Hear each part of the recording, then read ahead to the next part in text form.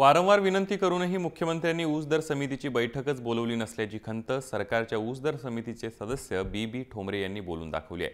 हमी भावाप्रमाणे शेतकऱ्यांना पैसे दिले नाही तर साखर कारखान्यांवर फौजदारी गुन्हा दाखल करण्याचा इशारा सहकार मंत्र्यांनी आधीच दिलाय।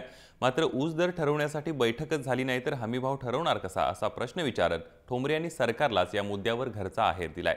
ऊस गाळपाला सुरुवात होऊन महिना उलटून गेला तरी ऊस दराबाबत संभ्रम कायम आहे। साखरेचे भाव वाढले नाही तर सरकारी मदतीशिवाय शेतकऱ्यांना हमी भावाप्रमाणे ऊसाचे दर देणं कारखान्यांना कठीण असल्याचं मत ठोंबरे यांनी मांडलंय।